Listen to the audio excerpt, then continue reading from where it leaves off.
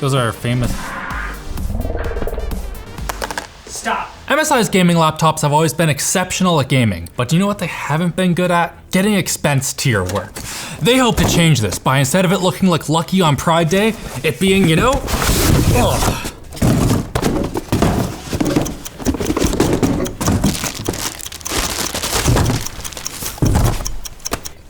like this. And thanks to MSI for sponsoring this video.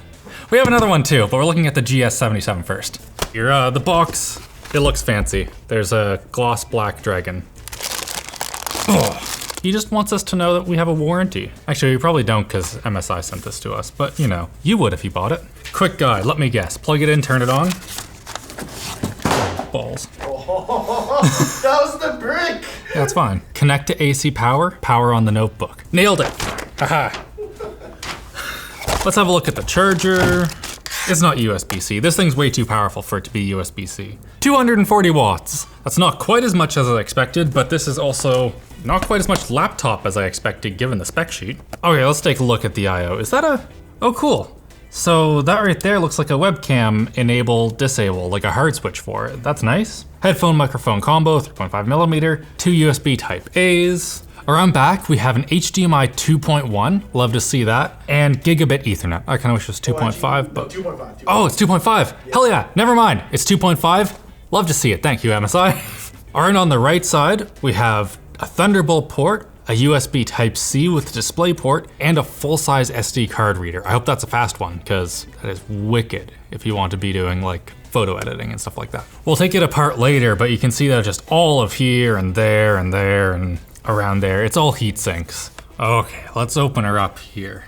My first comment, MSI's build quality has just increased so much in the last couple of years. I am genuinely impressed. How long ago was that we looked at like the GE66? I think that's the one. And it was just a floppy, like you pressed here and the whole thing would just bow. It's so solid. They have done such a good job at improving the build quality on their laptops. Oh yeah, we need power. This thing may have a 99.9 watt-hour battery, but I can guarantee you need to plug it in if you're gonna do much.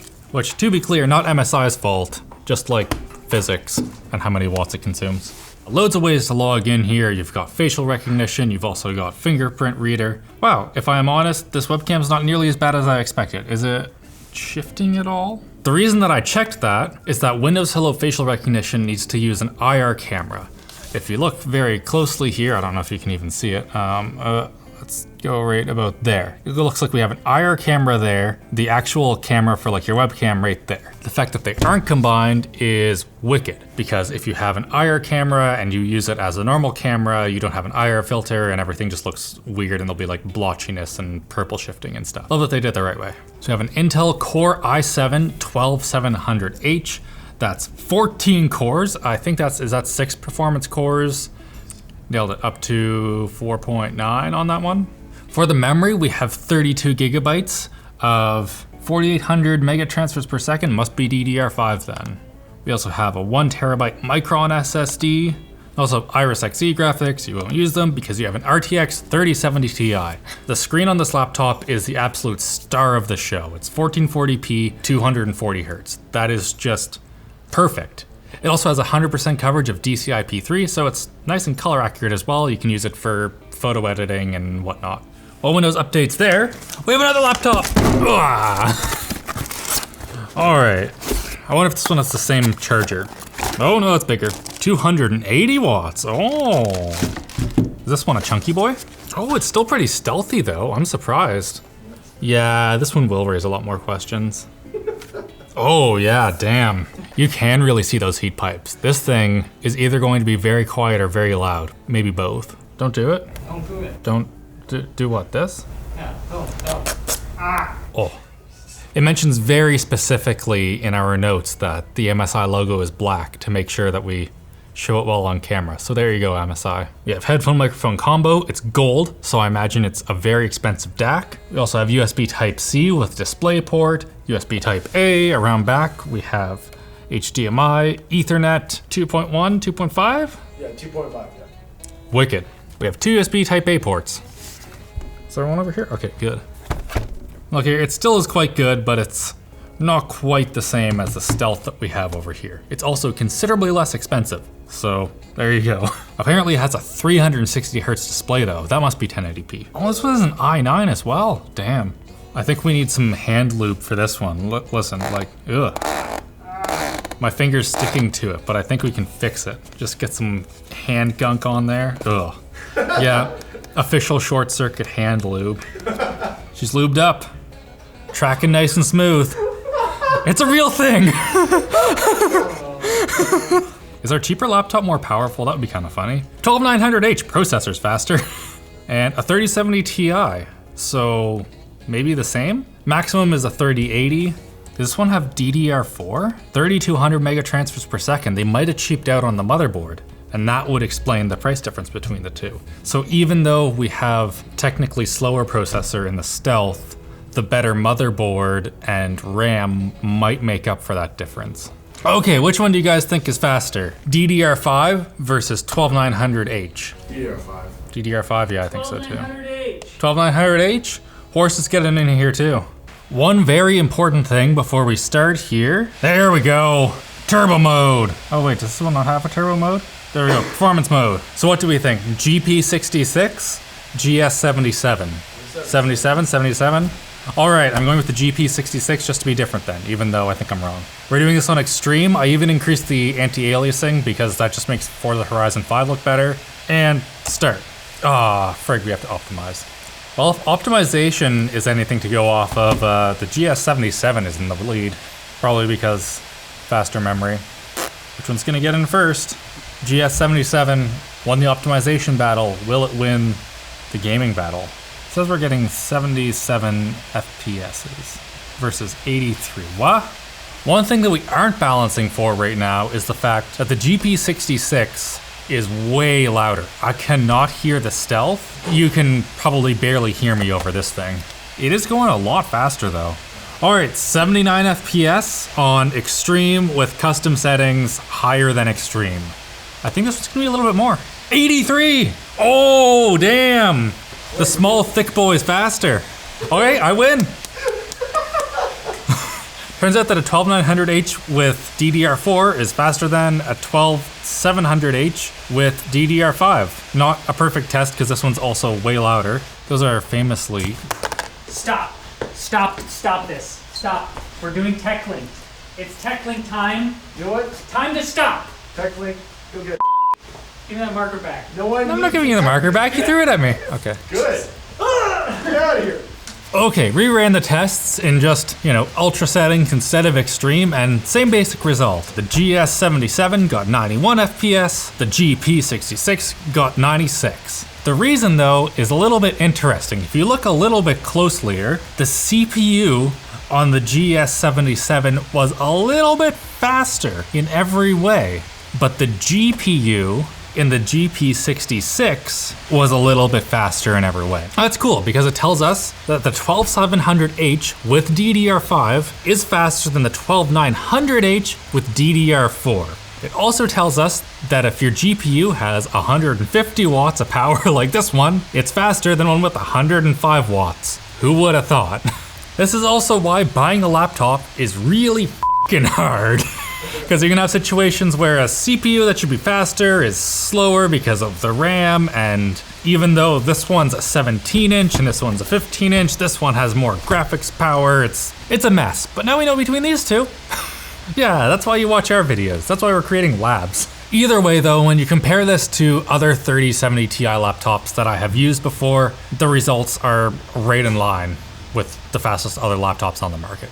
Makes sense. We're gonna put the GP66 away for a bit. I'm sure the 360 hertz display is wicked and amazing, but I'm good. Yeah, this is the laptop that I would want.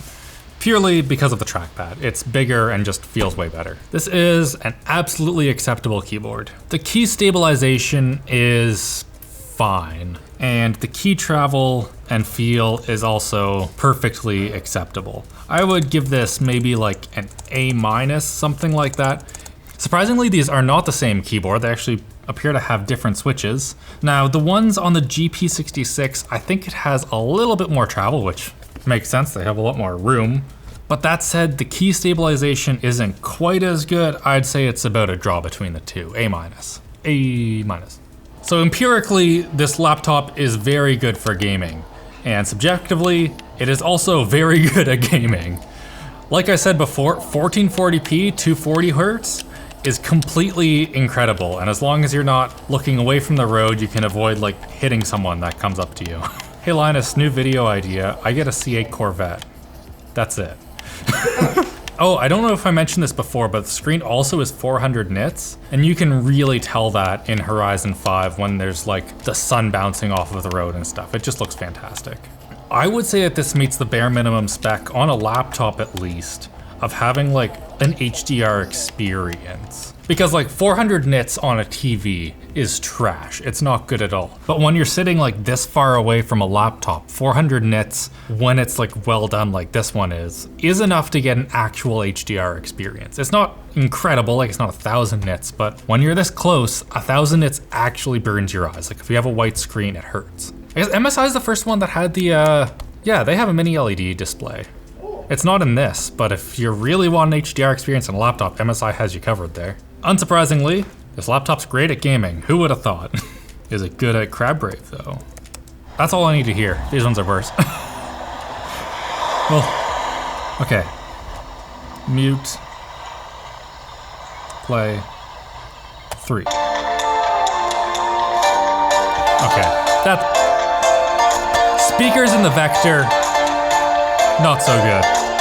Changing to the GS77. Night and day.